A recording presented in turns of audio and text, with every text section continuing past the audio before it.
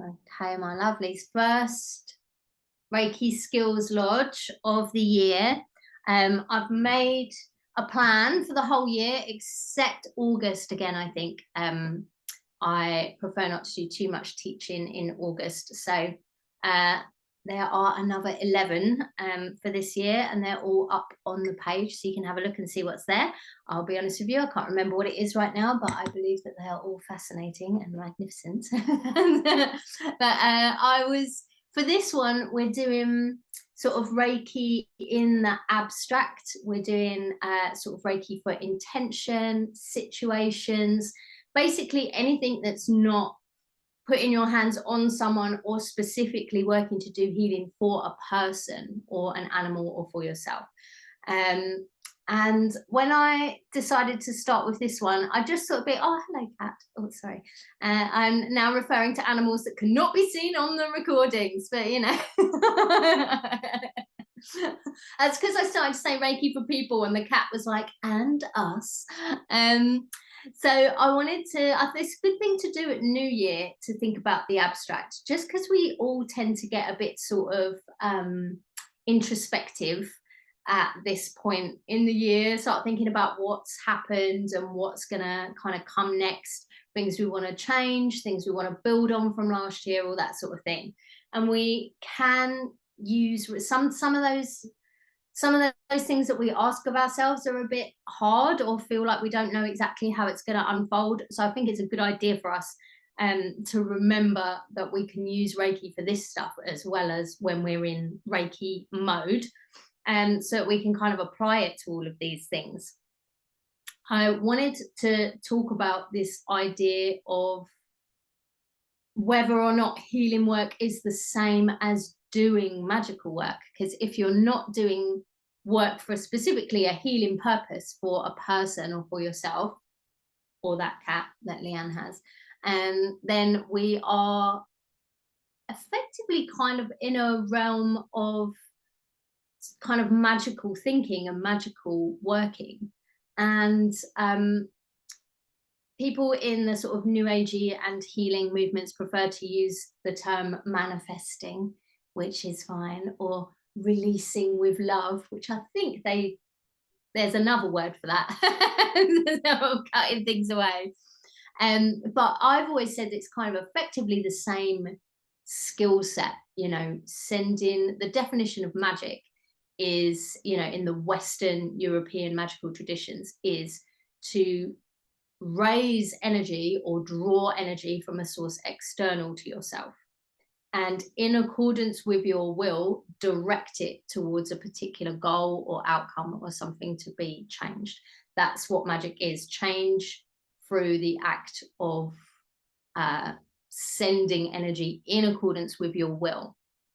But healing is slightly different from that, because although it is an act of will, we are putting ourselves out there as healers and practitioners for healing work, or teachers of healing work.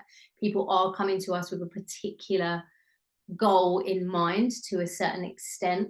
But there is something that as healers we have to do, that there is stuff written into magical practice, magical ethics and stuff, that suggests that we are working in accordance with the highest good.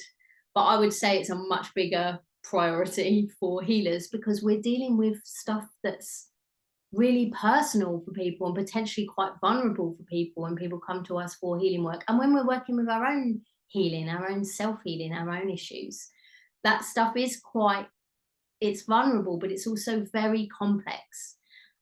So it's really important for us to kind of get the ego a little bit out of the way. And I'm not one of those healers who believes in this thing about, oh, you should just completely transcend ego because we're all connected. We are all connected, but we are also individual people that exist as individuals who are responsible for our actions, particularly when we're working with people who are in need of healing and have come to us within the confines of that relationship, you know.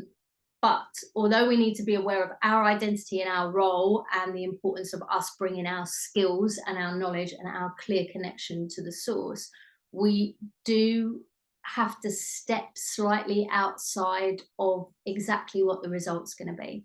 If any of you have ever worked with people who are sort of at the end of their lives, for example, you can do a lot of healing work there, but the goal is not to cure them of what's going on inside their body. It is quite often the better cure is for them to receive, you know, peace, or, you know, to be free from pain, or to, you know, resolve themselves to certain things at the end. Healing takes so many forms, and I think that honestly we don't ever really know what the best outcome is at the time. Maybe we don't see it till later, maybe we never get the answer. And that can be a little bit frustrating for certain personality types, like this guy. Like, I always want to know what exactly is going to happen, and I also always want to kind of explain why things are happening the way that they do. I'm doing the 21-day Reiki re-empowerment thing at the moment, which some of you are doing. And I'm getting such, like, some people going, oh my God, I felt the empowerment really, really strongly. And then they'll message me the next day and go, didn't feel that one at all. And some people aren't feeling them at all. And we all always have that temptation to ask, like, what does that mean? And what do, you know, is it wrong if we don't feel it a certain way?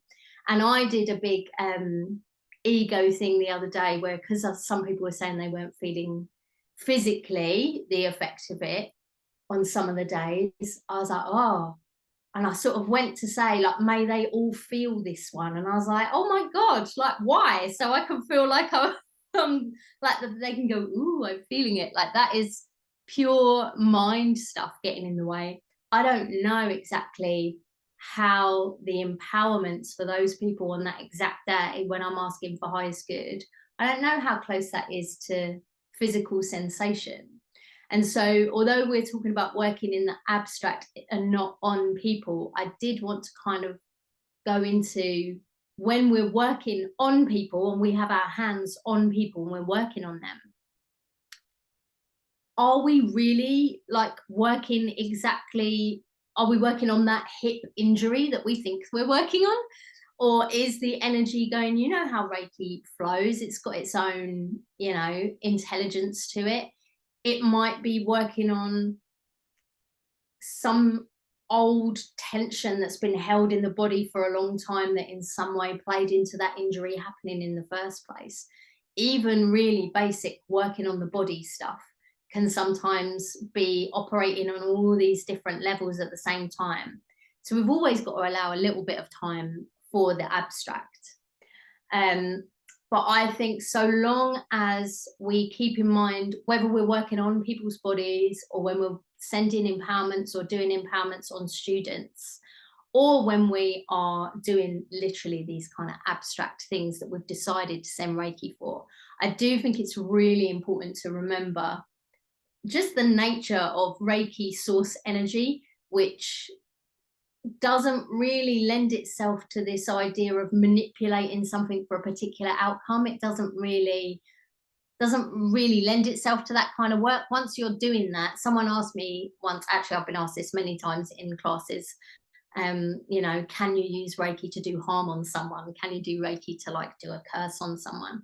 And I just think, like, you're effectively using the same skill set, but it isn't that kind of energy. You're using something else. You're doing something else at that point. Reiki doesn't lend itself to that manipulation. So when we're using Reiki to affect an outcome of a situation, because we are manipulating to a certain extent, we are stepping in and intervening, we're always operating on that idea of the highest good. And it's very good practice for us to remind ourselves we don't really know what that looks like.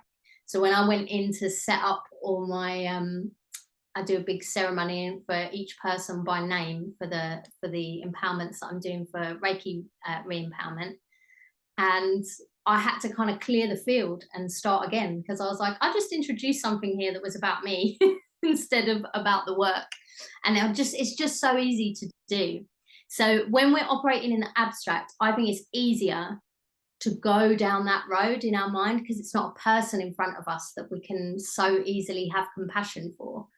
we're thinking about, I want to get this job, or I want to get, I want this relationship to be fixed, or, I want this house that I've seen is the one that I want to move to.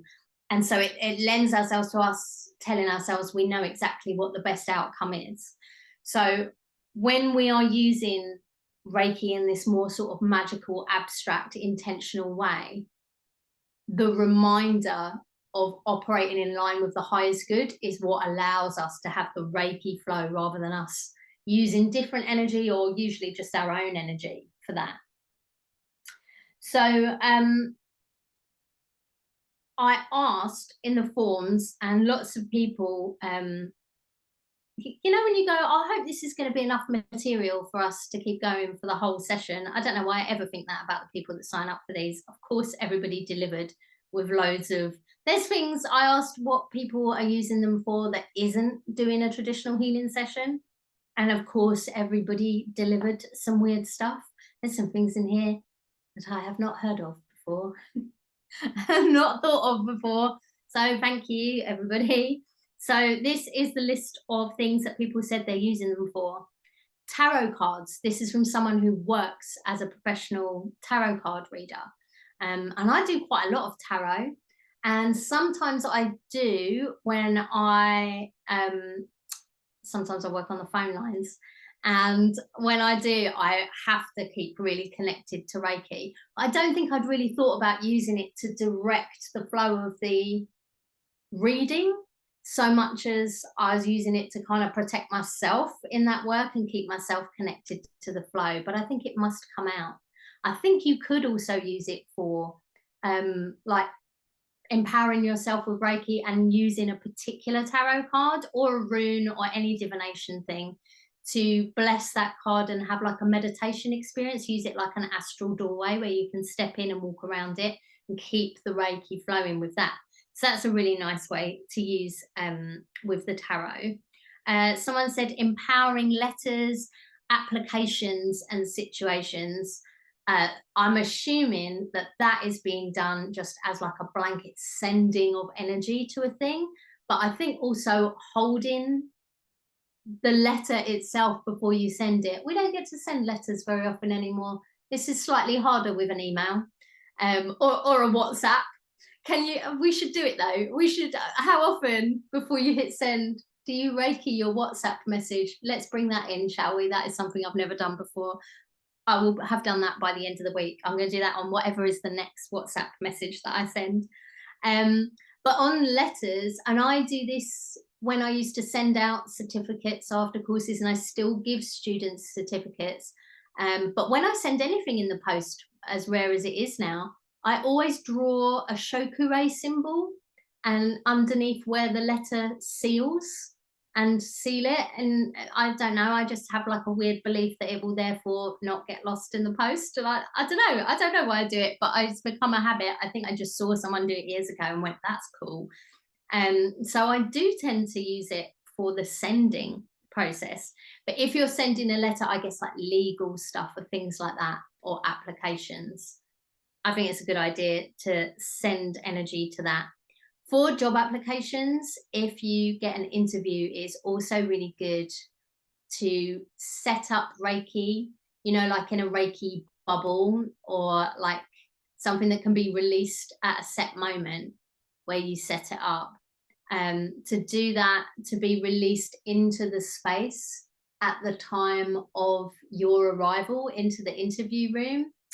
I don't think that's a manipulation so much as just us kind of playing to our strengths, and like people going, oh yeah, I've got good energy off that person. I think that's pretty good.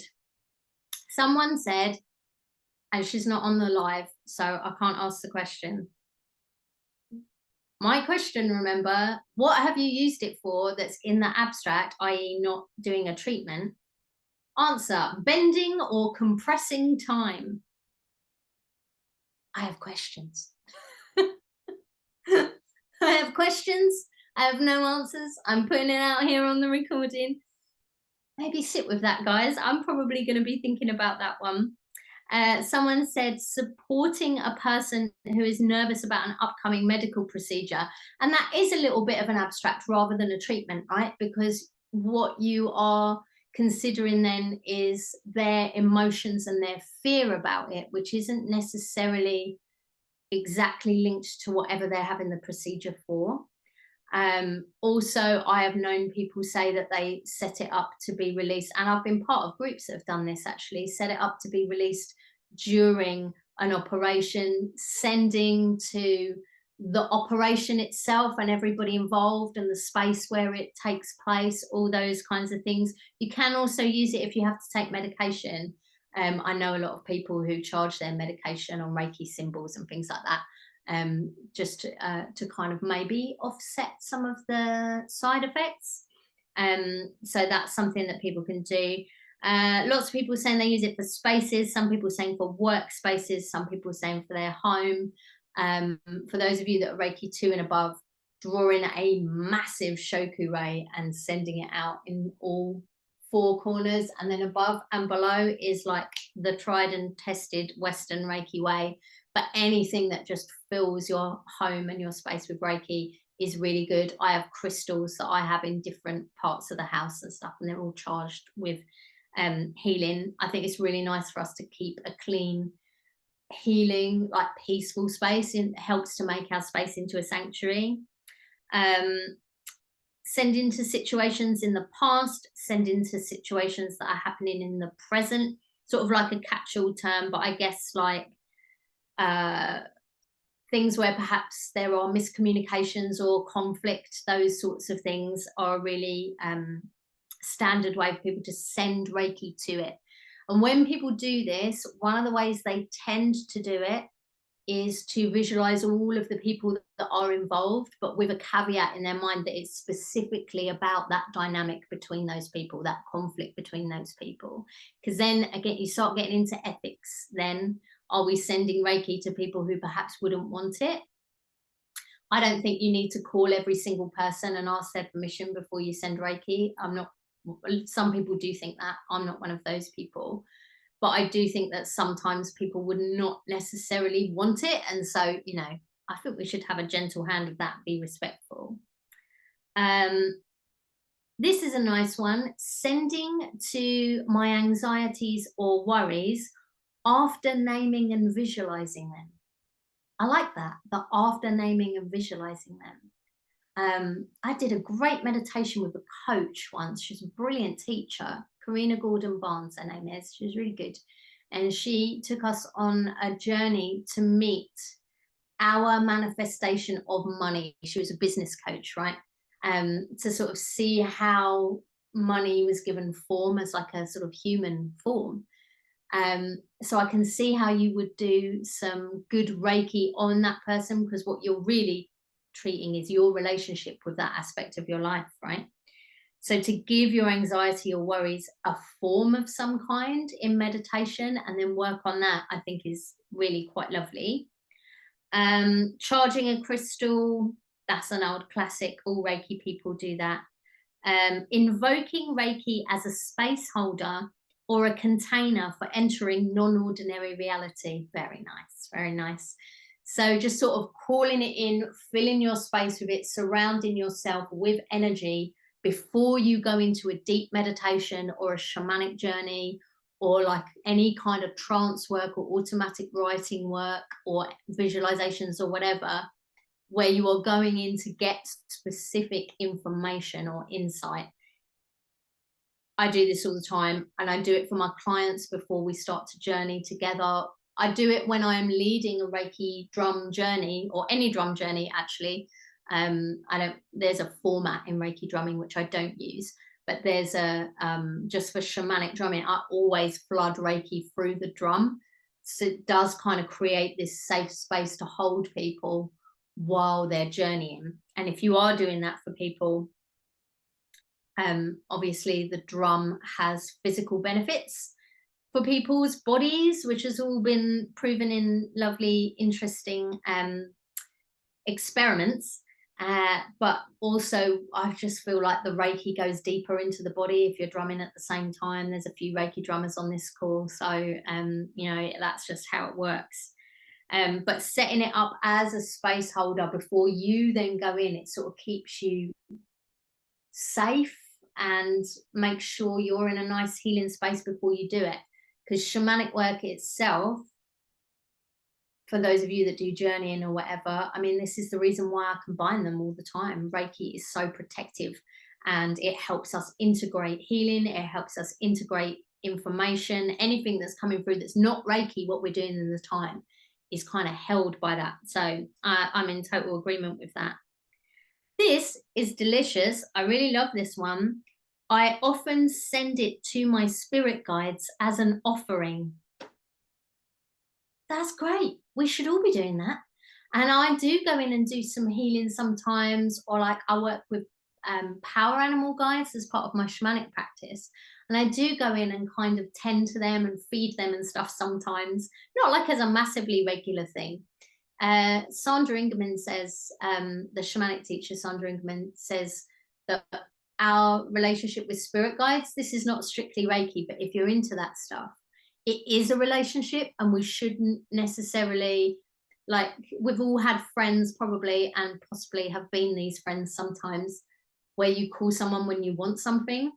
And when we have our spirit guides, generally speaking, we only call them when we want something. It's actually good to go in just to build relationship and to talk. And I think this idea of sending Reiki to spirit guides as an offering, as a sort of regular practice, or a practice sort of ad hoc when it feels right, I think that's a great idea. I really loved that. I'm mindful that I need to do more Reiki for my spirit guides. Those dudes work hard, those poor creatures. So that's a really nice thing to do. I have a couple of weird ones myself to share as well. I know, shocking. One of them, I think I might have mentioned on the last call. It's part of a really long ongoing piece of work that I've been doing really for years.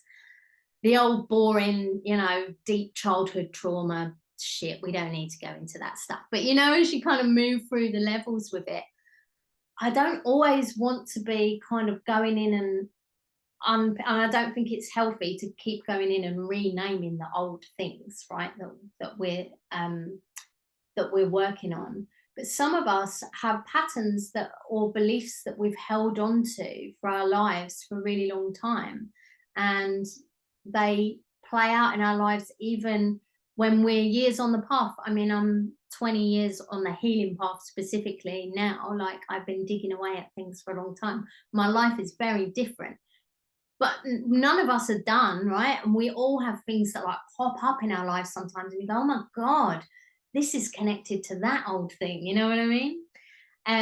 So as a sort of, the phase of that work that I'm in now is really more of a like blessing myself to be on the other side of not the wounding itself, which is so much work has been done on that. This is not something that I'm sort of carrying in any kind of emotional way, but some things just linger in the way you think and the way you interact, and it's subtle and complex. And there's really nice little things that you can do, as well as, doing your work, doing your healing work. There's really nice little abstract things you can do to kind of augment that work. And I like to make what me and my mum call magic potions, which I suppose other people would call aromatherapy or some boring things like that. But I like to me and my mum make magic potions, and we have all of our herbs, and we put little crystals and resins and all of our essential oils and stuff, and we put them into little bottles of oil. We've been doing this for years, and we charge them with particular intention and with Reiki and all that sort of stuff. And as one of the things, I actually have a couple of these little bottles around at the moment that I use for different things to help me focus when I go into meditation or whatever. But one of them that's like this sort of long running piece of work, I made an oil to kind of continue to bless my emergence out of the other side of this old way of being. And I charge it with Reiki every day. I put it in a fancy little, look at this business. This isn't some boring bottle. Only a magic potion would live in a bottle this beautiful.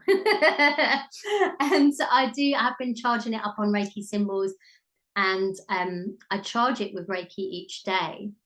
I did a one-to-one Reiki master level training, and we were talking about finding abstract points on the body and finding which Reiki symbols would be best suited for particular abstract concepts. And I gave her this as a task, and she found the exact symbol I should be working with. And so because it's got a little rollerball thing on it, I can draw my little say hey keys on myself, guys, every day. And it just brings that to mind. That's healed. I'm on the other side of that. And it's just like a little blessing every day. So little magical anchors like that is one of the abstract ways that I work with it. It's not literally working on my body. It's not going over the old things from the past. It's just a little thing that says, yeah, I'm still healing. I'm still moving forward. And the other weird thing I wanted to share with you, which, full disclosure, I don't really know whether I should tell you or not, because this only happened yesterday, so I have no idea whether it worked or what it means. But it's so weird, I'm going to share it with you anyway, just out of shared weirdness. So I had a dream, and that I've been having some weird dreams lately, and like vivid, and I'm like, something is stirring in my subconscious, and I don't really know what it is. I have, the kind of dreams where you go, oh God, I feel like that means something, and I don't know what it is. And I woke up yesterday, and I'd had this really weird dream where I was in this sort of home office place. It was really, really cluttered and messy and all this stuff. And I found a rat in there that was hiding under all these things. And someone came in who I knew in the dream, couldn't tell you who it is, have no recollection of that after I woke up. And they were like, oh my God, what is that rustling? And I'm like, feeding this rat. Yeah, like, because I feel sorry for it. And they're like, what are you doing? And I ended up like coaxing this rat out, and it had a massive wound on its head. Why am I telling this story? I'm in now. I have to do it. It had a massive like cut on its head, and all this like patchy fur and stuff. And I was just like, oh my God. And I woke up, and at my morning pages, what does the rat symbolize? And as ever, I don't know. Maybe it's something that's occurring. Maybe it's something that is happening in my body that I don't know about. Maybe it's like a subconscious processing thing, an aspect of myself, something that needs to be healed. I don't know what it is. We are fully in the abstract because I have no idea. But when I was doing my Hatsure in the morning, I got this real clear memory of the dream again. And I was like, oh my God. I do a meditation immediately after my Hatsure that can kind of go in any direction. Sometimes it's quick and sometimes it isn't. I just sit in my astral temple and do some work. And I was like, I've got to work on that rat.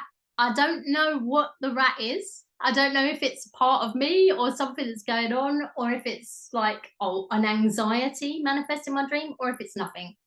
But it came to me. And so in my meditation after my Hatsure, I called in this poor little rat.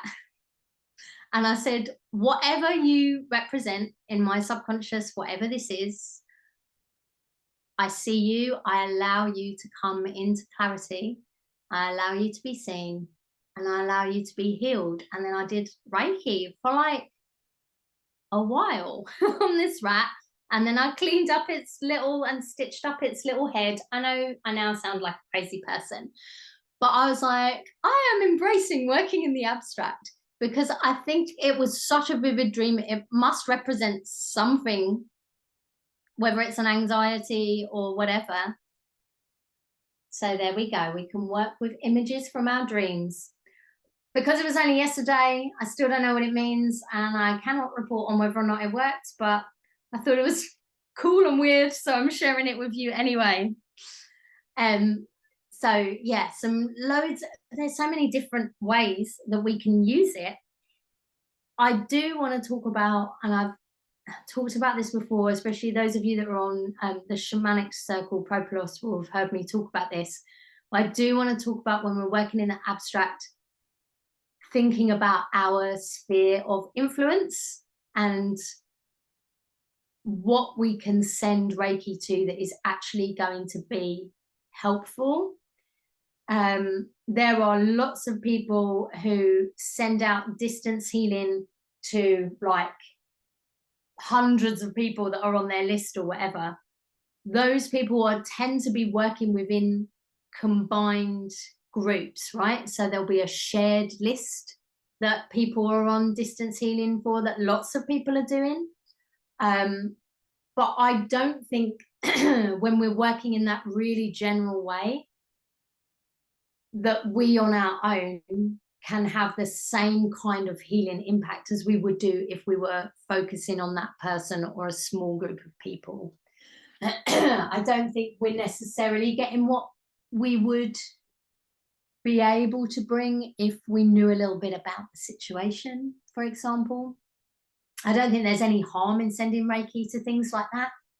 But I do know people who send Reiki or healing energy to like natural disasters or weather. I don't believe in weather magic. I think it's foolhardiness and we should let the weather do what it wants to do, but that's just my own magical opinion.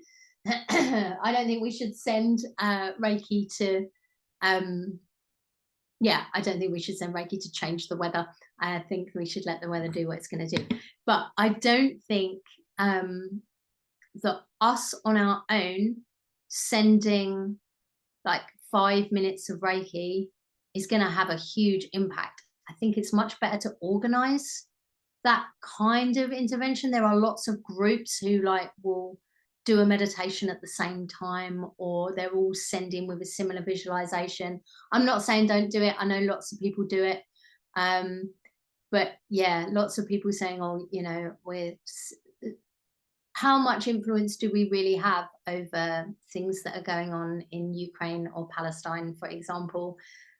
There's no harm in sending positive energy, but without focus or a connection to the place or the situation, I think our ability to work in the abstract is limited by our involvement in that thing or our knowledge of it or our ability to visualize it. I don't think there's anything wrong in just sending Reiki out into the universe. I think every bit of Reiki that we send, every prayer that we say, every meditation that we do, I do believe lifts the vibration across the board. But I also think it's good for us to focus on where we can have influence. So using Reiki in the abstract, if we're sending it to something massive that we ourselves have no understanding of or no connection to, I think that our impact is probably going to be limited. Like I say, not saying don't do it, but I don't know how, as one person with a disorganized sending, we could have an impact. Now, when a group of people come together as a regular practice to send or raise energy for a particular thing, then I think we're doing something slightly different. So if you do feel really passionately about sending energy to areas affected by disasters or war zones or anything like massive like that, there are groups of people you could organize your own where you say, okay, at this time once a week or at this time on this day, we're going to come together and this is what we're going to do. And then I think the focus has some kind of containment and direction. So if we're going to do that sort of work, I just think it's really useful to not be sort of wishy-washy about it. We are just little humans, and although we are vessels for amazing source energy, we need something to work with. We need something to visualize. So I'm all for working in the abstract in terms of things that are further away like that, but have a format or a shared wording, a shared prayer, a shared visualization, get a group of people, share a time, and then it becomes much more powerful, much more useful. And that's true for things that are little as well. If you want to change something for yourself, ask a group of people to send healing for you for that thing. There's nothing wrong in asking for that. I think it's a lovely thing to do. And I work with groups where we do that for each other all the time. I'm going to go into questions that people have sent in. I have been asked, how do we use Reiki as psychic protection? We sort of covered it a little bit with this amazing invoking Reiki as a space holder or container for the work. Just connecting with energy, it can be helpful to see ourselves completely surrounded by it as like a sphere or like an egg or a shield, or just in a space that's completely filled by Reiki. or by using the power symbol, the Shokure Reiki symbol. That's really good for protective energy as well. But in and of itself, I think that Reiki is very self-protective. So I don't think, as Reiki practitioners, compared to some other healing modalities, I just think we don't have to work as hard to protect ourselves psychically or otherwise when we're working on other people. Also, just using Reiki regularly. If you do Reiki every day, people talk about like attachments or entities or whatever that can kind of grab onto us, especially if we're working with people who are struggling. The more full you are with energy, the less at risk you are of doing it. So just keep your own energy field clear. Do your meditations, do self-treatments regularly. I like to do self-treatment on any days where I do treatments for other people. So that will clear anything that I might have picked up on. But Reiki itself just lends itself to a safe way of working. Also, just keeping your home, like we talked about, setting up your home as a nice, powerful space, just makes it easier. So I don't think there's like specific psychic protection to be done with Reiki, but making sure you're connected to source, not using your own energy, making sure you're surrounded by Reiki before you go into a difficult meditation or a difficult situation. Easy peasy. It's one of the great things about Reiki. Someone has said, how do I use it to find a Reiki spirit guide? Which isn't technically really an abstract, but I suppose it is. I would say just do a meditation and ask to meet it, or do a drum journey. There's loads of them online. I'm going to do a drum journey in a minute. So if you are watching this, you could reuse that journey for that purpose. Just go and ask to meet your Reiki spirit guide. I don't think that Azui worked that way. I don't think it's traditional Reiki, but I do think that it works. And I work with my Reiki spirit guide quite a lot. Someone has said, can Reiki be used as a tool for manifesting? And that's that Reiki/magic crossover again. Yes, it can. It can be done just by sending Reiki to the situation. Lots of people use vision boards and stuff. You know, I'm rogue with it. I can't stand a vision board. I've vowed never to make one ever again. But like, if you like to work visually, you can send Reiki to that visualization. But there is actually a Western Reiki technique, a level 2 technique, in the trusty Reiki source book, my friends. So I dug it out to read it through on here. Reiki source book by Bronwyn and Franz Sign. This is an excellent book. On page 290, manifesting what you need or want. This is a Western thing, not really an Azui thing. They have reminded us here, you must ask for something in a way that it will not deprive someone else. If you're asking for a job, don't ask for someone else's job. Don't ask for a particular job. Ask for the best possible employment for you. Blah, blah, blah. We all know this stuff. If you're asking for a relationship, do not ask for like that dude over there. Ask for, you know, the perfect kind of things that you want to manifest in a relationship for yourself, etc. Now, here's what they say. Visualize your wish with you in it. So see yourself like basic law of attraction stuff. Think about how it will feel to feel secure in a relationship, for example. Feel how it will feel to be in that successful position in your work, and visualize yourself in that situation. Second step, place the earth behind you and your wish. I kind of like that. It's like a lots of Western Reiki stuff has little bits of what I recognize as ceremonial Kabbalah magic, where you stand on the earth itself and have that as like the basis. I like this idea of having like the ground behind you, the earth behind you, and then you with your wish. So it's grounded, it's supported, right? It's earthed, it's rooted.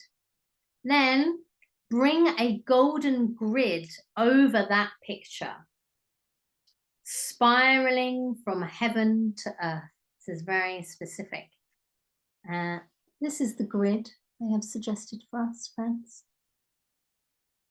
So you know. Over the whole picture, so you've got the earth, you've got you living in your best wish in an ethical way. Then you've got the golden grid that you've brought spiraling down from heaven to the earth. So we're doing this typical Reiki thing of uniting heaven and earth. Then draw the Shokurai over the whole picture. If you're a Reiki one, just flood a load of Reiki into it. Hold the image in your mind for as long as you can, and then let it go. I like it. It's very specific. It's got a little focus thing. You could have a golden grid that you made yourself out of paper and put it over a picture of something. They've said to manifest a relationship, you make a list of all the qualities you wish for in the best possible person and use that as a focal point. They've said that in block capitals. They want us to not be trying to pull in someone that might not be the right person, I guess. But I like it. Visualize your wish with you in it. The earth is behind you. Pull in the golden grid from the heavens and place that over it. So you're sort of sandwiched between those two things. Heavenly energy coming down to the earth. Shokurai, hold the image and let it go. That's the Western Reiki way of doing it. But you can, of course, just have your affirmations and flood them with Reiki, those kinds of things. And the next question that people have asked, this is the last question, and I think it's quite interesting. How can we use Reiki as part of a group experience when those who are present in the group have no prior knowledge of Reiki? And they've said, e.g. after a group exercise class, but I know that this comes up for people who teach meditation classes as well. I think we can use Reiki.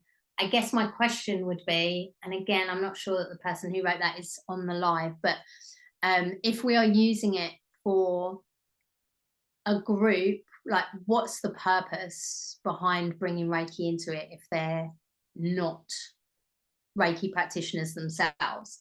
It certainly can be done, but I would say one of the best ways to do it is to just flood the group with Reiki. So if it's after a yoga class, for example, and they're all in Shavasana, then flood the space with Reiki. I use it in sound baths for people. So they might be being talked through a meditation and someone's playing the, you know, the gong or the crystal bowls or whatever, and flooding the room with Reiki. But I think what this person's asking is, how do we bring the people in as participants? And if you want to do that, I would always frame it with a purpose. So say, now that we've done this work or this meditation, we're going to absorb it and really integrate it into the body. So give them a reason why you're introducing it into the group, I guess. And then I would be connecting to the Reiki source and flooding that out towards them and talking them through connecting into light, just white light or golden light, and have them bring that into the body. And then you are kind of energizing that with the Reiki source. So that's how I would bring it in for people who are doing that group work. Going back to this idea of healing situations or difficulties, conflicts within groups, kind of resolving issues. I think anything, once we're using Reiki for relationships, and I don't mean romantic relationships, I mean family dynamics, situations happening at work, all kinds of friendship groups, whatever, or difficult situations like divorces or anything, and not even rubbish ones, moving house. You should Reiki the living hell out of yourself and everybody else who's going through a house move with you. That is a situation, that is literally one of the most stressful things anyone could ever go through. So you should be energizing that with Reiki. But when we do it, again, it's that ethical thing of getting your mind out of the way. I have probably told this story before as well, but I met a lovely lady at a Reiki retreat one day who said, I'm happily married. And I was like, oh, that's a nice way to say that you're married. Like, that's, a lovely thing to say. She was like, I was unhappily married for like 10 years. And I was like, oh, well, I'm glad you've like found a good relationship. She was like, oh, no, it's the same guy. And she said that she got to the point on her journey of healing where she was like, okay. She said, I couldn't send Reiki to our marriage, our relationship, because I wanted it to be a certain way. I wasn't ready. I've had people say to me in classes more than once, this is not an isolated experience. I have had plenty of people say to me, if I go deeper with this, if I learn to do the deeper work with this, if I go all the way to Reiki master, am I going to have to leave my husband? No one in a happy relationship probably would say that, because it's like this thing of when you know there's cracks in something. And this woman said to me she knew there were cracks in it and she didn't know what the Reiki was going to do, because it's for the highest good. And what if it sends you on your own path instead? So only when she had made her peace with, she knew she'd be all right with whatever the outcome was, then she Reiki'd their marriage, which she told me she did by just having a vision of her and a vision of him and a big ball of Reiki and her hands over it and sending that way. And, you know, I guess it could have gone either way. Highest good, right? If they were meant to work through their stuff and it was right for them to be together, then they'd be together. And that is what happened. And they were really happy. And she said, oh, we've been happy for years. It's so great. But I really appreciated her perspective, you know, on refusing to do it until she could accept the highest good outcome. I think that's really wise. I think like we can't actually send Reiki to our mother who's being difficult or our father who's causing problems if what we really want is for them to act the way we want them to act. That's why working in the abstract can be tricky, because we're not trying to get someone to do the thing we want them to do. That isn't Reiki, that isn't healing. We are sending energy for everyone to get what they need for their highest good, to make it as easy as it possibly can be, to bring what needs to come to the surface. That's not necessarily a nice day out. Like that can be bad. So we have to bear that in mind. If we are going to Reiki a situation, you've got to be at peace with the highest good playing out. And I think this lovely lady that I met at that, she just gave me this perfect, simple, lovely example to work with. And I was just like, okay, you are a wise lady. I will never forget that you've said that. And so I won't interfere. Also, trying not to interfere in other people's relationships unless they ask you. That's just good advice for life. No one wants to hear what you think of their girlfriend. Like, just stay out of it unless asked.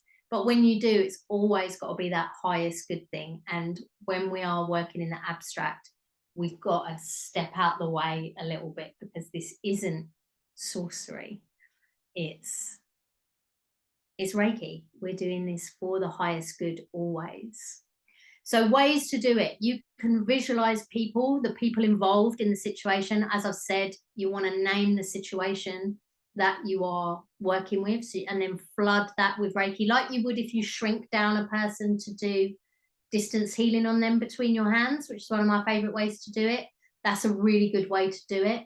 Or you can have a photo of people together, or you can write down, you know, what your intention is for it, what it is that you want to heal, what the situation is, and hold that. Even just holding down a bit of written paper, it's funny, it's only a little, you know, representative, but it works. You can use it to charge things as well that you then give to the people involved. Again, they have to be open to that if you want to do that. But like giving someone a crystal that you've charged with that purpose for them to carry is also really nice to do. As I said, you can use vision boards. You can just visualize something that you want to work on, or you can, as someone said when they filled in the form to sign up for this, name and visualize the anxiety, the worry, the issue, whatever it is, and then you've effectively been given something to work on. Or take an image that represents it for you. like, for example, the wounded rat from your dream. Totally legitimate way to use Reiki. Why not? What we're going to do for the last part is I'm going to lead us on a little Reiki drum journey. And really, you can use this as you like. I would say to journey and find something that would be a good thing for you to work on, that's an abstract concept. See something that, like, yes, this will be a positive thing for you to work on. If you already have in mind what that thing is, you know, you say, oh, actually there's conflict in my family at the moment and I'd like to work on it. How do I go about that where I'm not bringing my own nonsense to the table, where I'm staying as a clear channel for source? So we can journey to ask specifically about that thing. Is this something I should be sending Reiki to? The answer is not always yes. You think it would be because we're not doing any harm. And let's be honest, if people aren't going to take it on, it just bounces right off, man. We're not deities. We can't be sticking Reiki into people when they don't want it. But sometimes the answer is no, that's not where your focus should be. Then you're in the journey space and I'm Reiki drumming, so you're getting, you know, the vibes. And you can say, what should I be focusing on then? Because there will be something else. And it's good to follow that direction when it comes in. While you're in the journey place, what I'm going to ask you to do is walk across a bridge. And on the other side of the bridge, you will find the answer that you're looking for, the situation that you could work on, whether or not the situation, if you've got one in mind, is the situation you should be working on. But also, that you're in a position to either get images or information, or you are able to be told by a representative, like we were just saying, like anxiety or worries or situation could have a personification that could work for you. Work with that person to ask the question or ask it of the scene. How am I best going to go about that? Is this something where you shrink the situation down and send energy to it? Is it something that you should be sending out into the world in a really big way? Sometimes we need to be drawing massive symbols and just sending the energy out. Is it something that you can do by charging a symbol or buying yourself a fancy little magic potion bottle unnecessarily coated in gold leaf and use that for it? Like, ask the question. When you're in a journey, we are open to information coming in. Remember, you're all safely being held by Reiki. So ask the question, what should I be working on? Or if you have an idea, is it right for me to be working on this? How do I go about it? If I shouldn't be working on this, what should I be putting my focus on that's going to help me feel more easeful about this whole situation? And ask and see what you get. Sometimes what we get is a really good, clear answer. Yes, you should be working on this. Visualize everybody involved. Send them Reiki for 10 minutes a day until the situation's resolved. Or, you know, charge a candle with this intention and light it and say the Reiki precepts in front of it. I don't know what your guides are going to tell you. It could be anything, but sometimes what we get is quite an abstract thing in itself. It might not make sense in the immediate journey, might not make sense till later. Be open and pay attention. Go in without expectation, my friends. I'm going to plug in the little microphone and switch us over. Microphone, there we go. You guys still hear me? We all right?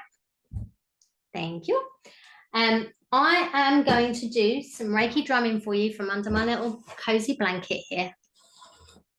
Now, for those of you that haven't done a journey before, it's just visualization, but the drum is helping your mind to do what we're coming here to do. It's making you more receptive to the energy. It might not be visual, it might be spoken, you might just get a feeling.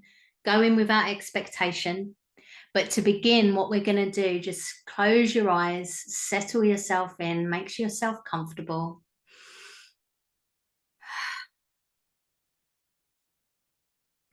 You might have an abstract situation in mind from your own life or the life of a loved one, in which case we want to go in and ask first and foremost, should we be sending Reiki to intervene in this situation? If not, if you want to know, is there something I should be working on right now? Go in and ask that question. What can I do that will really have great effect for me? I'd like you to visualize yourself standing at the edge of a bridge. Visualize that bridge. See it stretching out in front of you. You can't quite see to the other side, but when the drumming begins, you are going to walk across that bridge. When the drumming begins, set your intention that you will be shown the situation that you can work on. Visualize yourself walking across the bridge, knowing the answers lie on the other side.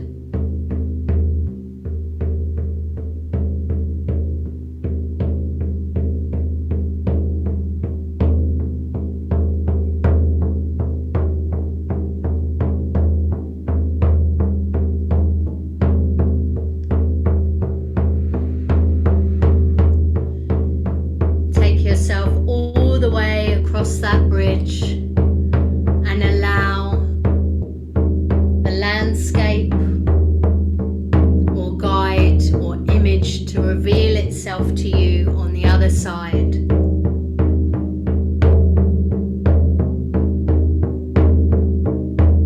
Ask your question. What do you need to work on? Is it right for you to do this? How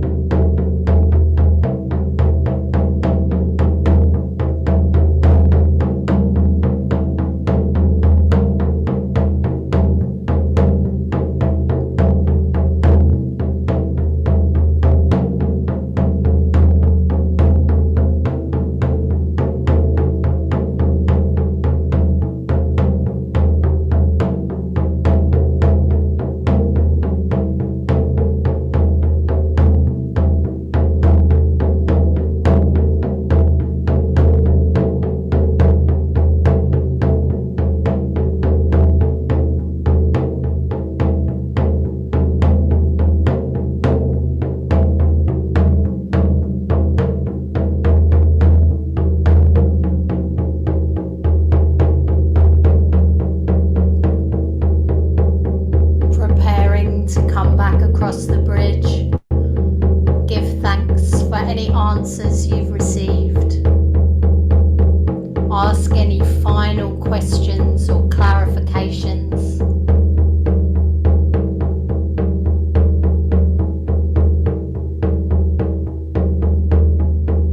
Commit to your memory what you have been given. Know that when you return, you will remember.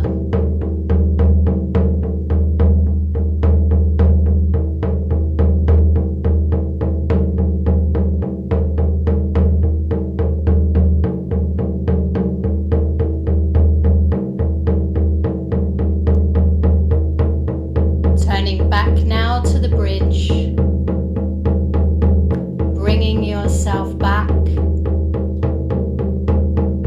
across the bridge.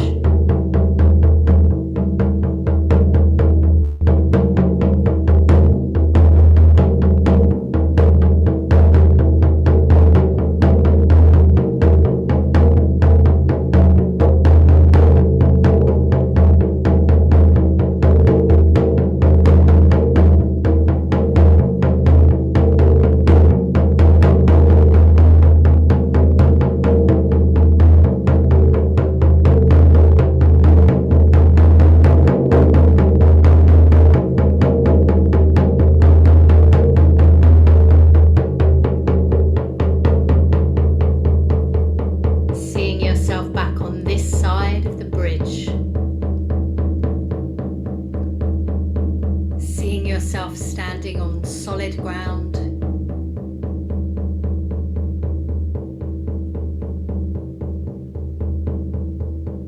And now allowing that visualization to fade away, feeling yourself in your physical body, in your physical location.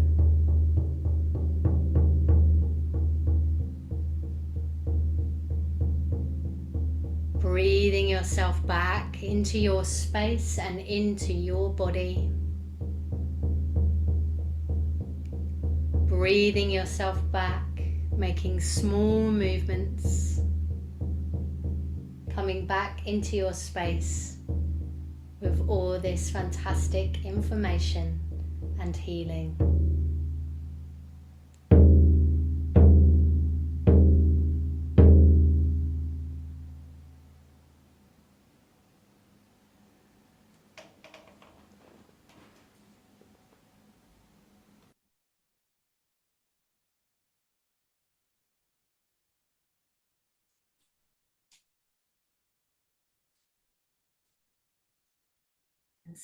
Bringing yourself back to the land of the living. Remember, you can come back. I'll be sending the recording out to everyone, including those who are on the call, so that you can go back if you want to get clarification. But you guys can pull this up in any meditation that you do. You're all Reiki people. You've all got the skills to go in and go, hang on a minute. Clarity, please. Point of order. Things to consider in how it shows in your journey. First of all, what's the bridge like? Was it like some treacherous thing? I've done journeys across a bridge when I get there and it's like some crazy like rope bridge in between a massive chasm. That normally tells me that I'm walking into something that makes me feel a bit insecure and unstable. Or did you get like a nice, sensible bridge to be walking across? It's nice to notice those things. If you ever use this again, you get to see that it's not necessarily always the same bridge that shows for you. Also nice to notice whether you're told something you were expecting or not expecting. Notice whether or not it was a guide that came through that you knew, or a manifestation of an anxiety, anything like that. I don't always feel able to do this when I'm Reiki drumming. Sometimes I do, sometimes I don't. I've got a nice little bit of a nice solid bridge for myself. And also I asked about a situation. It was interesting. I didn't get the answer I expected. It was like, yes, use Reiki to this person and to yourself, but not to the situation, not to the conflict itself, to you and to them. And I was like, oh, interesting. Because I know I have sort of blanket, you know, someone that I'm close to, I've known for a long time. So it's like, okay, I know that there's a permission inherent in our relationship already. But I was like, no, not to the situation, to that person, and showed me where on the body to send it and then where to work on myself. It was very specific, almost diagnostic. And I was like, didn't expect that. That was quite interesting. Again, it's good to go in without, when we're being abstract and say, well, the situation, how do I hold the situation? And what I was told was, you don't, not for this. Work for this person and work for you, which tells me probably there's something going on maybe with that person or with me that I can't see at the moment. So I will do the healing work as shown. Yeah, just thought I'd share that. Anyone feel like sharing what they saw or any questions? I am open to sharings. If you want to stay anonymous on the video, you can type it into the little chat box if you like, or feel free to speak if you have things to say. And also just to say for people who are watching this on the recording, if you want to message me if there's any questions that come up in your own journey, feel free. I will probably say, I don't know the answers, but you know, it'll still be a nice conversation that we have. Any sharings before we close off? We're a quiet bunch today, uncharacteristically quiet today. That's okay. Whenever you do journeys, particularly around situations that might be a little bit vulnerable, you don't need to share them with other people if you don't want to. And also sometimes we only get a little bit of the answer and we need to sit with it for a while. Sometimes talking about things too much can stop you focusing on, get you back in your head again, start analysing it. So that's something to remember as well. Someone's typing in journeying on imposter syndrome. That's a great abstract thing to journey on. I love that. Lack of confidence, imposter syndrome, fears or phobias, self-sabotage, all that kind of psychological stuff. There is so much merit to talking about whatever might have led to it, so you can name it and bring it into the open, which do that in a safe space with like a talking therapist or through journaling or whatever, or with coaches. Having actions that you do, again, that's really good with like a coach or an accountability buddy. But I'm a believer in bringing Reiki into these fundamentally psychological things that we're carrying, because it's all energy, man. I think it makes a massive difference. I think that's a really good thing to journey on. I like it. And it wasn't named in the things. That's good. You see how we could journey on all of our deep-rooted problems forever? We never run out of things to work on with Reiki. Ah, very nice, very nice. All right then, my darlings, if there is no other sharings, feel free to message me if you have questions. I will try and load this up tonight. If not, it will definitely, you'll get the recording tomorrow. And if you have any questions, I'll be back online tomorrow to be answering things. That's all, I think. First Reiki Skills Lodge of the year. Thank you very much for coming. Oh, it's so nice to see all your lovely faces. Thank you so much. And I will see you for the next one. I can't remember what it is, but I bet it's hella interesting. You should come to it. All right, my darlings, I send you lots and lots of love. Happy New Year. Thank you so much, guys. I will see you all again soon.